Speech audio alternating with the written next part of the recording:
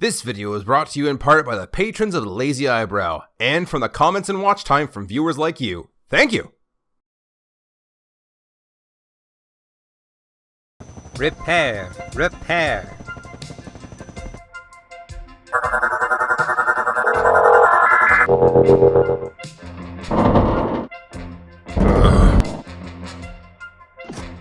Teletrend, how long have we been out? That long, eh? Alright, better get the rest of us rebooted. Alright, Autobots, we've crash-landed on a planet with creatures much smaller than we are. Thankfully, they've passed the Industrial Age, and their machines happen to be the size we already transform into. I can't imagine what we would have done had we ended up in their prehistoric era. Teletrend 1 probably would have fixed us up to look like they're wildlife or something. Can you imagine? That aside, Teletrend has done the liberty of sending out a drone and scanning new forms for us to disguise ourselves. It may not be our sleek Cybertronian vehicle modes, but it'll have to do. Who wants to go first? I'll go first, Prime. Alright, show us the damage. Hey, actually that doesn't look too bad. Looks as though these Earth cats have got some style. Yeah, it kinda does. Alright, your turn, Wheeljack. Sure thing. Man, that looks awesome. I'll say, this is loads better than that transport van I was. Man, I wonder if I'll still be that odd shape I was. All big and chunky at the front with a thin rear end. Well, Prime, the way I sees it, there's only one way to find out. Yeah, I guess you're right. Alright, Teletran, as Jazz would say, lay it on me, man. Huh. Well, still the same shape. You know what? I like it. Look at how much more sleek and aerodynamic I look. Man, I can easily see this. Teletran, what the heck is this? The rest of your mode. What do you mean the rest? I don't know, Prime. I think it could come in handy. Look. Great. Not only do I have to haul around a garage on wheels, I also get to lug around your sorry chassis, too. That sounds awful. Wait a minute. Huffer, your mode back on Cybertron is like mine, but smaller. I'll bet you have a trailer, too. I better not, otherwise you'll never hear the end of it. Well, what the heck is this? How come I have one and you don't? I mean, come on. Hang on a minute, Prime. I'm sure we could make some use of this. Welcome to Optimus Prime, home of the Optimus Prime. Our special today is the Omega Fry Supreme. What can I get for you today? Why, hello, YouTube! Greetings from the Lazy Eyebrow. It's one of the most requested reviews on this channel. Like, you have no idea. This is the review for Earthrise Optimus Prime, a figure who animates so well I couldn't help but walk him out this time instead of driving. Like, really, this is one of the reviews where I can say this is one of the best Optimus Prime figures ever, and you could click off this video right now if you're only watching to know if you should get it or not. But that being said, this is a review after all, and I always start with the most important aspect. And for me, that's the vehicle mode. So let's transform down to... Oh, come on! I don't know how this keeps happening. Every time I turn around, he just becomes the very epitome of G1 Prime. Alright, let's get this guy off screen and bring the real subject of today's review out. It's the review for Earthrise Optimus Prime. Earthrise Optimus Prime is... Where do I even start? It's a great figure. It marks the first time since Power of the Primes we've gotten a trailer. I mean, it's not an overly great trailer, but we'll get to that. That aside, it's an Earth mode Optimus Prime that looks like the original FLA 96 from way back when, that has the silver stripe running the whole way around, that has gas tanks on the side, that has its wheels showing, that's red in the front, blue at the back. It's just... What can I say? It's G1 Prime. It's the best G1-esque Prime that we've ever gotten in the Chug scale, and an argument could be made for... ever. Hold up, MP44 fans, I know you just spat your coffee out, bear with me. This truck is such a sight in vehicle mode, I can't get enough of it. One thing I've had more of my fair share though is the smokestacks. They're kinda stubby. So naturally, I'm gonna fix that. And unlike Siege Prime, where we were able to put an external piece on and call it good enough, Earthrise Prime's molding of the stacks doesn't exactly make that easy for us. So the first thing I had to do was completely remove the original stacks. I did this with a rotary tool with a cutting attachment. After completely removing them down to a cuboid shoulder, I had to mix a ratio of red, white, and black acrylic paint until I was able to color match the original color, as Earthrise Prime is a bit of a desaturated red instead of the bright red we've gotten used to in the other versions. After that, I 3D printed a set of exhaust stacks. designed to be identical instead of left and right, with a ridge to help get the vertical placement of them symmetrical. These have also been modeled so that they stop where the bicep joint is. I find this to be a little more aesthetically pleasing to me personally, as well as the inclusion of indents where the heat shielding is. For those that aren't vehicularly mechanically inclined, that's what the thicker bit of the stack is. It's a heat shield. Alright, so with that upgrade as well as a few paint modifications, let's go over what I like about Earthrise Prime, as well as what you could make yours look like. On the front, I took a chrome pen to the grille, and that includes the upper grille as well, which was unpainted prior to this, and now it matches. This upper grille, by the way, is rather telling about what vehicle this is supposed to be modeled after, among other things. And well, no, not all the trucks had their upper grille chromed out. Some did, and I personally prefer the look. The headlights used to be translucent blue, and that personally bugged me, so they also got the chrome touch as well as black lines to delineate 3 separate modules. One for low beam, one for high beam, and one in orange for a turn signal indicator. I recommend if you end up doing this to also put some sort of protected clear coat on this, the harder the better, as the shoulder joint will rub on the inner headlights when transformed. On the roof, the side view mirrors as well as the upper running lights have been chromed out with orange added to the ends of the running lights. Why either of these came unpainted, that's beyond me.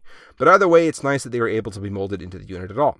On the back, you get a clear image of the exhaust stacks and how they look on Prime. These were printed with chrome paint added to them. To be perfectly honest, the chrome turned out better on one over the other, and I do see that, which might be something I'll fix one day in the future. For now, it serves the purpose of this review. On the sides, we see that unlike Studio Series Prime, we actually have matching rim styles. Isn't that neat? And for clarity's sake, I'm not talking about how this front rim is convex and this one concave. That's just how trucks are. A thin one on the front for steering and whatnot, and the concave over here is a beefier tire, usually in dual tire configurations to support the heavy weight of the trailer and distribute the weight evenly between tires.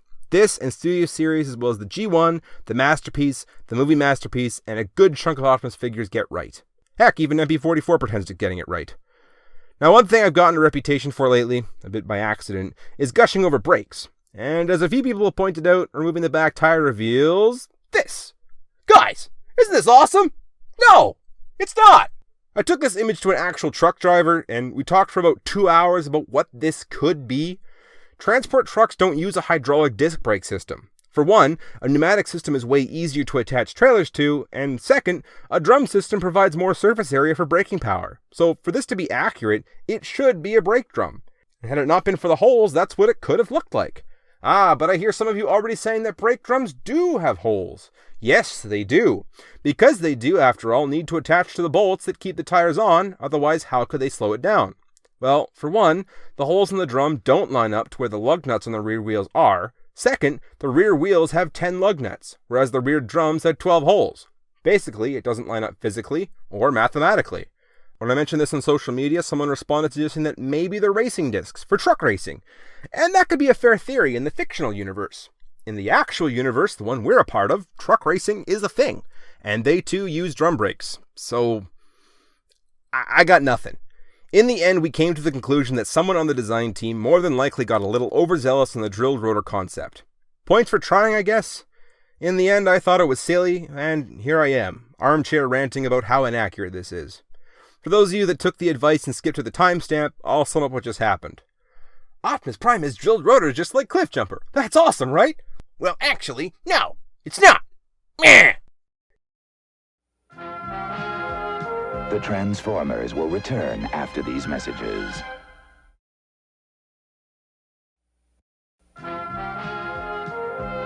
We now return to the Transformers. Silly nitpicks aside, all this detail under here is pretty cool. I, for one, am rather impressed with the molded shock detail. It's a pretty neat touch. So that's the truck mode. All by itself, it would probably be a Voyager-class figure. In fact, it borrows very heavily from the Voyager-class Siege Optimus in terms of some of its parts, mainly in the leg department. But Earthrise Optimus is a leader-class figure, and as such, he comes with a trailer. So what do I think of this trailer? It's alright. The molded detail along the trailer walls, that's straight up cool. The lack of white on the striping, though, not so much. Repro Labels is a set that fixes this, however, so it's not the end of the world. Same at the bottom. The inclusion of jack stands, that's awesome! That weird unsightly gap between the wheels and the box? I don't like it! But Melnov has a kit that fixes all that, so again, not the end of the world. The molded trailer doors are pretty cool. And then they felt the need to add some extra greebled plastics that can detach, and it just looks ugly. All in all, the trailer has the potential to be amazing. but a few certain design elements missed the mark for me, and that's not even talking about its proportions. I feel like this trailer is trying to have its cake and eat it too. From a side profile, everything looks to be in pretty good proportion for a full-fledged 40-foot trailer. In fact, let's bring in the 187 scale trailer that I crudely have painted up as a G1 Optimus Prime trailer to showcase what I mean. Like, proportionally, this way, it looks like a proper trailer. Then you look at it from a 3/4 angle and like, what? When I built my trailer for Siege Prime, the proportions of the scale 40-foot trailer is what I had in mind. Thus why I built it to this size, which you can see when we add the 187 truck to the trailer and compare that to Earthrise Optimus and the trailer. No, it's not 1-to-1, but hey, it's pretty close proportionally. And then you swap back to the actual trailer and it's a touch small, isn't it? And that's not to say shorter trailers don't exist. Like, through a bunch of measurements and scaling and whatnot, I discovered this is a scale 28-foot trailer for Earthrise Optimus. And those are common, they're just really tiny. And especially when you look at the front, man, is it ever disproportionate. The good news is that the trailer walls aren't pinned in or anything and come off pretty easily, which means it wouldn't be hard for a third-party company to make a new trailer walls, or heck, I could probably even design something to print and attach to it. The trailer base itself is fine, and a 28-foot trailer is also fine. In fact, I'm pretty sure it's the size of trailer he's always had from the beginning. I'm just not a fan of the squat-looking trailer. It's not proportionate. I see it, and I don't like it. The other thing I don't like is the weird gap between the wheels and the box. I had this issue when I was building my version as well, and for that matter, you can see the Masterpiece versions had similar problems in the design phase. I solved this issue the same way the MP did. Fenders. It's a simple aesthetic addition. Yeah, they're a little superfluous, but they add enough to break up the visual gap that's glaring, and even Non have picked up on this flaw as their kit adds them back into this trailer. This all being the case, someone asked for an image of this trailer and how it would look on Studio Series 38 Prime, and not pretty. This just furthers my point about the trailer being too small. It just really doesn't look right. As such, I'm more than happy to, like I said in its respective review, donate the LEGO trailer as SS38's official trailer, and now Siege can go trailerless. But that's not to say the trailer's all bad. There's molded mud flaps. That's actually a nice detail I wasn't expecting, but I appreciate anyway. The rims match Prime's rims for the aesthetic symmetry. There's molded taillights, and more. Long story short, it's not a bad trailer by any stretch, and I'm pretty sure the limitations in size were brought about by reaching the end of the budget for a leader-size figure, and I highly doubt any of us would want to pay Commander Class for this. Which brings us along to a feature I haven't talked about in a very long time.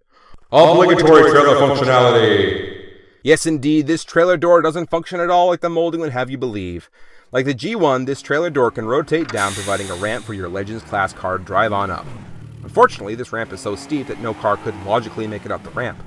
Another issue that could be helped from a proportionately tall trailer. But hey, our imagination and a little bit of sticky tack can fill out the gaps for us. As for another gimmick to the trailer, for whatever reason the War for Cybertron hinge system is present at the top of the trailer door, so I guess if you want hoist to hook up to the back and tow this thing backwards, that's always an option. Mind you, this part attaches full robot mode, so towing may not be the best option. And now it just looks like someone chewed a hole through the back door, which leads to other philosophical questions. In the episode Attack of the Autobots, Optimus couldn't shake the effects of Megatron's personality destabilizer until they popped the exchangers on all three parts of him. So that being the case, if his trailer gets damaged while he's a robot, does he feel it? Alright, Autobots. Teletran has picked up the Decepticons in the Southern Hemisphere. Jetfire has been... Are you alright, Optimus? This is good aluminum. A little heavy on the electrons, though. Other functionality of the trailer includes 5mm ports on the bottom so you can store things like Prime's weapon. And it being 5mm, I mean, you could literally put anything down here. It's another reason why I've been preferring the Unique Lacerations line over the Masterpiece. Again, the compatibility between figures is on another level. Speaking of compatibility, the trailer pin itself is also 5mm to connect into a port on the back of Prime's truck. It's a really nice design. Simple, elegant, fully functional. I like it. It also means that literally anybody else can tow this thing. Want a trailer for Siege? It's tight, but possible. Studio Series Prime? The proportions are even worse, but it's not like it can't be done. But why stop at trucks? Earthrise Wheeljack could potentially drive Bumblebee out of danger from the Seekers again. Cliffjumper can now fully explain where his massive glass gas cannon came from. Huffer can tow the trailer when Optimus gets his chassis handed to him from a fully powered Megatron. Geo and Ricochet can be compatible for reasons unknown. Like, literally, the 5mm port system limits you only by your imagination. Good raid, Decepticons! Finally, we can learn the true source of Optimus Prime's power. Starscream, what's your problem? Get up here! This is not as easy as you told me it would be, Megatron! So that's the trailer. It has the potential to be great. I'm glad that it was included, but no, I don't think it's perfect, and it can definitely be improved on, which is a stark contrast to the truck. Finally, we have the proper vehicle mode to recreate the final shot of the Bumblebee movie, and it looks so close. Far closer than the Marmot can get. For yes, this is after all these years a pretty good take on the Freightliner FLA-96. Sure, its front bumper's a little big, but I feel it's close enough without straying too far into copyright territory, which is what Earthrise seems to be known for lately, and that's awesome! Finally, we have a proper stand-in for our Generation line that feels like a direct homage to the G1. We've had that in the Masterpiece, but never really here. It's always been close, but never this close. For size comparison, here's Earthrise Cliffjumper, and this is a scale I really, really like. And it's why I'm okay with only the Legend-scaled figures being the only ones that can fit in the trailer. This isn't perfect scaling, no, but it's pretty close I find, especially for unit classerations. Even a Legend-scaled Huffer is a shunt truck. It's not perfect, but hey, it's pretty close. And yes, he too can haul around Optimus' trailer and so forth. There is a space to rest the 5mm pin. I don't know if that was on purpose from Mech Fans Toys' perspective, but I'll roll with it. Other size comparisons include Custom Faded Bumblebee, G1 Ricochet, Earthrise Wheeljack, Combiner Wars Wheeljack, Earthrise Hoist, Earthrise Grapple, Siege Astrotrain, Earthrise Astrotrain, and finally Combiner Wars Ultra Magnus. And let's pop the trailer back on for this comparison. I think it's really cool that both of these are leader class. The cabs are about the same size, the trailers are about the same length, with Ultra Magnus is towering over Prime's a bit. Mind you, I think that's too tall, but it works for the robot mode he has to become.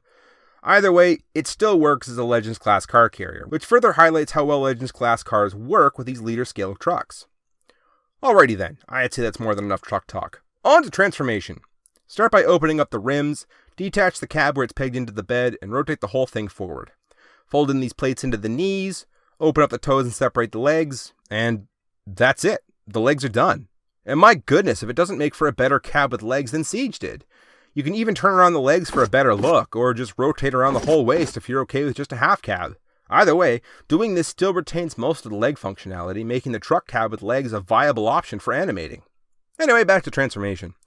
Open up the sides of the cab and the windows, close up the gas tanks, pull out the arms, open up this panel and pull out the hand and close the panel back up. Open up the back panel, rotate up the head and close the panel back up. On the front, separate the grille from the bumper, rotate up the chest, fold in the panels, fold the grille around behind the windows and attach the chest to the abs, and then rotate the whole thing 180 degrees.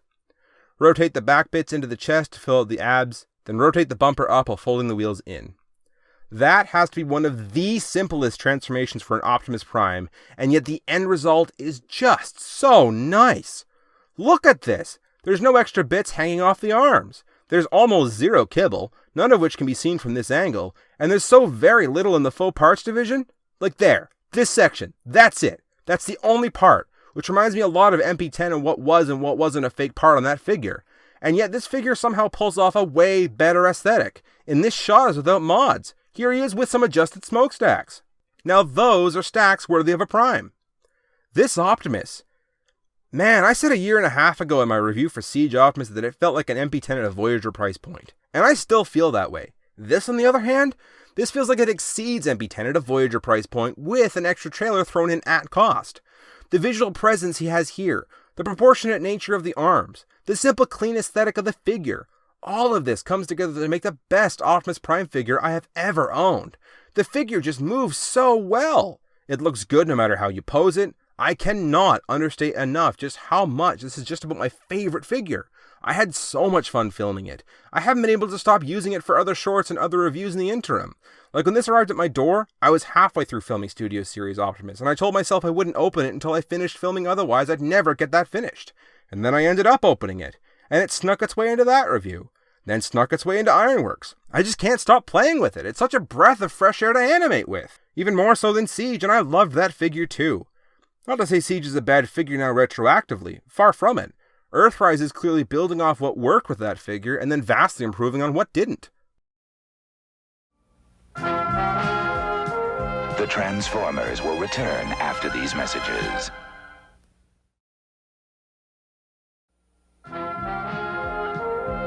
We now return to the Transformers. Let's go over some differences and similarities.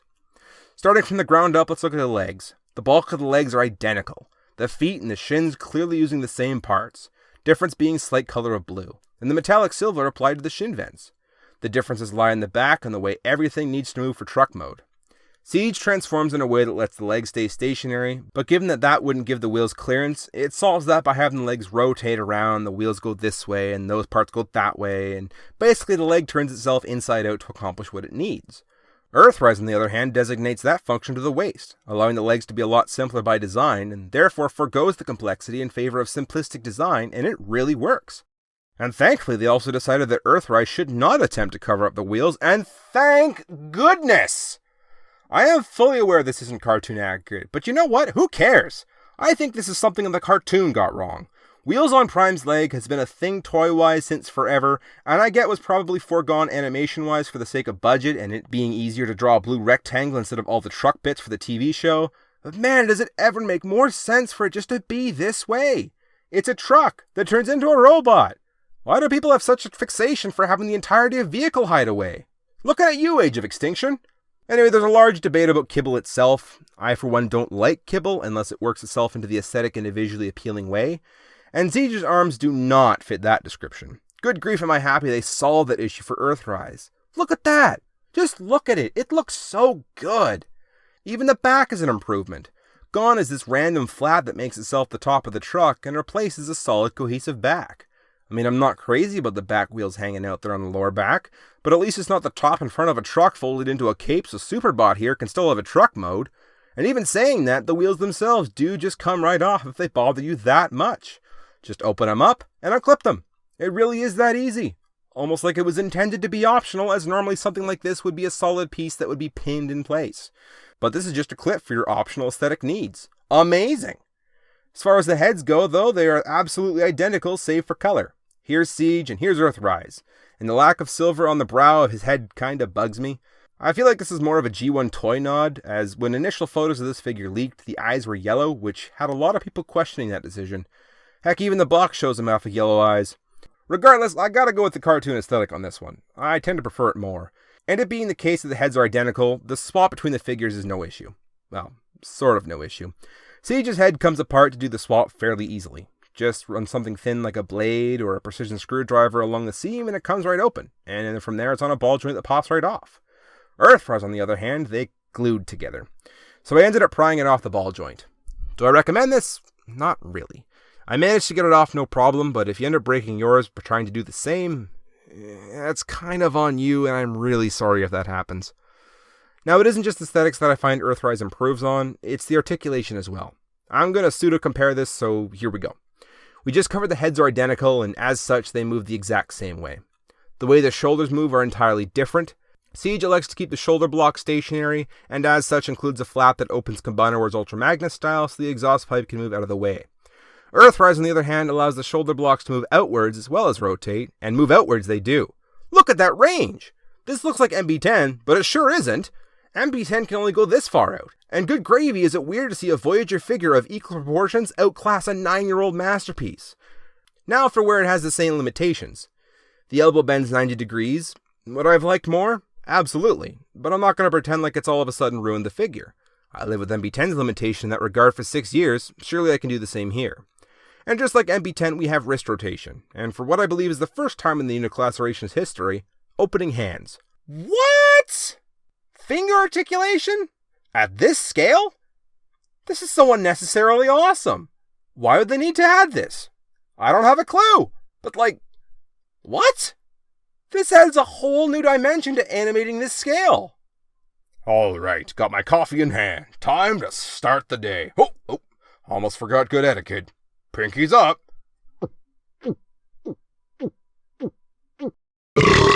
Another thing this figure can do is he can open up his chest.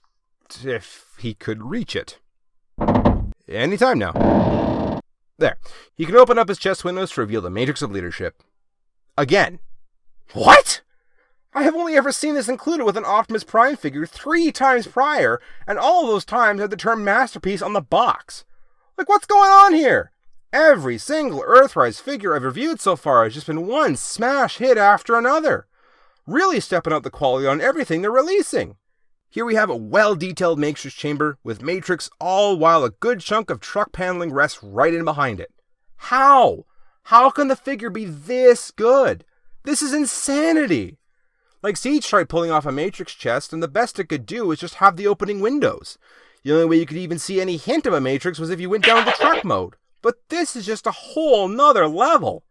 And this inclusion makes sense as to why the hand's open. Otherwise, you wouldn't be able to hold said Matrix, which was a problem I found the Battle in Space 2-pack had. Sure, there was a Matrix, but Hot Rod couldn't do anything with it. Optimus, on the other hand, can, without the need of a second set of hands, like a certain other masterpiece needed. Sorry, Classics Hot Rod, we can't deal with that right now.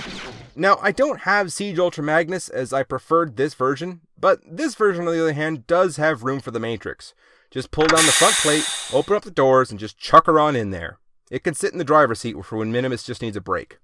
Hot Rod, on the other hand, can only hold this with his other hand. Unfortunately, I didn't have the power of the Prime's Hot Rod at the time of filming, though it should be at the mail at some point. So yeah, the Matrix Chamber is crazy awesome, and it's an addition that never in a million years would I have expected at this scale.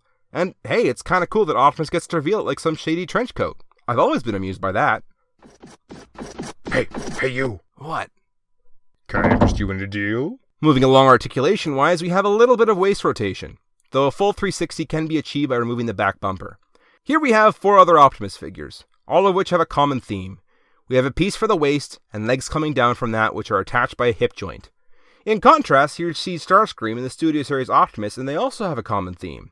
They've taken the waist piece and segmented it. This is a wonderful idea, as now the pieces that would normally get in the way of leg movement, both forward and backward, are now part of said movement. Nothing highlighted these limitations more than MP10 and MP11, the former of which could only get his leg out as far as Siege could, and the latter of which I believe only had one ratchet click forward? Something like that. So where am I going with this? Earthrise Optimus uses the same system in these two, and oh man, the range! Look! This is like straight out! The leg can only go that far back, but if you remove the back bumper and move it slightly to get around the bracket, you can do the full splits! That knee bend is equally awesome. Again, well and exceeding the limitations of MP10. And for that matter, again highlighting how Earthrise builds upon Siege. Even the way the joints have been molded, with Earthrise having these molded spring and suspension parts versus Siege's generic kneecaps. Man, it's so good looking. All of this comes together for some of the best posability range I've ever seen in an Optimus in hand. Shots like flying through the air in the 86 movie, superhero landing, the splits both front and side, showing off his precision by narrowly missing Ultra Magnus' head, and more. The posability is nearly endless. Now as for accessories, Optimus comes with one, and credit where credit is due, it's a good take on it. It looks exactly as it should, it suits the aesthetic of the Prime we've got, it's a good rendition, though at this point, it feels like we're selecting our weapon from a drop-down menu.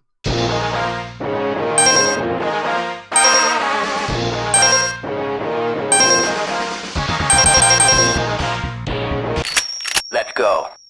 Again, nothing wrong with it, but like I said in Review 112, Ion Blaster is Ion Blaster is Ion Blaster. The one nifty feature it gets, much like MP10, it folds up for storage on the back, which is always kind of neat. It's something I never use, but it's a neat inclusion. And it's even got a port on the end that's 5mm. Which honestly, I just feel like that adds to the playability. It's over, Prime. Stand down or I order Soundwave to blow up New Jersey. Alright, Megatron. You win. Ha! Joke's on you, Buckethead!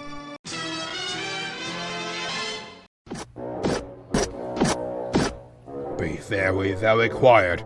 I'm hunting Decepticons. Alright, Astrotrain, stick 'em up! What's up, Prime? I've got you now, you screwy shuttle! Alright, you got me. Astro Season! Other options include a longer blaster by using one of Skyfire's parts, a lightsaber gun, it's a gun that shoots lightsabers, or even a cannon that shoots Mjolnirs. Really, the sky's the limit here. But like I mentioned, it folds up for storage, and it does so ever so nicely on his back. One thing I found sort of interesting though is even after all that, they left out one of his accessories. But given there's a trailer, I'm not really surprised. There is a way to include this accessory though, not counting that at the time of filming I had no idea about the accessories pack coming out. There is a way to do it using Siege though, and that was simply by taking the Siege axe, folding it over, and plugging it into the arm. Does it work? Well, sorta. It's too big. It's a wonder it fits at all, and it tends to fall out if looked at the wrong way. Personally, I believe this was a happy accident, but I'm not going to settle for that. Oh, no. Smokestacks weren't the only thing I 3D printed. Here's my take on the Energon axe. This works by slotting it over the hand. The benefit of this being it retains the articulation of the wrist, so yes, provided you have a 5mm mace, whether that's from Toy World's Hegemon, Mastermind's Tyrannotron, or the upcoming accessory pack, that's up to you, you can get that iconic dam battle that only happened in one scene for one episode and we never saw again. Would it have been cool to see in the 86 movie? Absolutely. Why that never happened? No idea. But, well, we didn't get the axe. We got the trailer instead. I think that's a worthy sacrifice. In true Optimus fashion, this trailer opens up. As mentioned before, this section comes off so that Optimus can have a shield. So he can be like Zelda from that series he's a legend of. It has 3mm blast effect ports. It's dumb. I don't like it. It added to the part count where it didn't need to and ruined the aesthetic of the trailer door. And so now we come to the rest of the trailer. Right off the bat, I will say that I painted the command module blue. It should be gray. It's the way I prefer it. I'm aware that it was silver in the cartoon, and this is how it came, but I like it blue.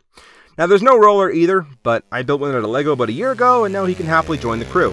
Again, I know the accessory pack is coming out, I know it comes with roller, but given I've printed about everything else myself except the translucent parts, I don't see the need for myself to personally get it. So how about that command station then? It rises up on a 3-hinge joint, much like he usually does, has a swivel rotation joint at the top, and little arms come down. And for fun, he can even come off where his joint is here. And as someone pointed out to me on social media, he can even pop that onto Prime's back to mimic the jetpack. Pretty nifty. All in all, his real function is supposed to be a repair station at the end of the day for a good hard day's worth of work. And looking at the front, all I can see are eyes and a mouth. And given the whole 5mm compatibility, Lego isn't helping me convince me that it's nothing but eyes and a mouth. Mr. Prime, I can really tell you had a long day out there. Yeah, right. Your there, joints are that's all the spot. locked up and stiff. Yep. Right there, That's it. especially, you really overreached this servo. Yes. You would not believe the kinds of wear I see on you bots from way really up does there. it right there. And that about does it for accessories. I honestly can't believe we've gotten this figure this soon, a mere year after the Earthrise one dropped. And as lots of people have pointed out, this feels intentional. I can tell you right now, if I already had Earthrise and Siege dropped today, more than likely wouldn't have both in my collection. Siege was and still is great, but Earthrise is just about the best Prime there ever was. He fits in well with your other Earthrise releases, he fits right in with the other Siege figures, honestly he just fits in with your Unit Classifications line in general. Even against the likes of Siege Megatron, he just stacks up so much better. And yes, this is a custom, no it doesn't transform, I like it. So that was my review for Earthrise Optimus Prime. This is the definitive Optimus Prime for your generation's shelf. It's the proper size for a Voyager, with the added price point of a liter making up the cost of the trailer. The articulation, the aesthetics, the look of the truck, everything about this figure is just the best, and I can't say enough how much fun I've had. Like, look at how long this review is. The last time I spent half an hour on just one figure was MP36 Megatron, and I had just as much fun with that as I did today, except this one didn't cost me $300. So if you're wondering if you should get this figure, absolutely. If you're wondering where to find this figure, I can't help you. I have yet to find this in stores, and I have had mine shipped to me somehow through not a scalper on eBay. Yes, this was purchased for an actually reasonable price. I think I paid an extra $10 after shipping than if I had found it in person. I hear this is supposed to be released again in Wave 2, and I sure hope so, as this has clear potential to be the best Optimus ever, and even more potential for repaints. MP10 has been recolored into oblivion, and I sure hope this gets the same treatment too, as it just straight up deserves it. This has been the Lazy Eyebrow.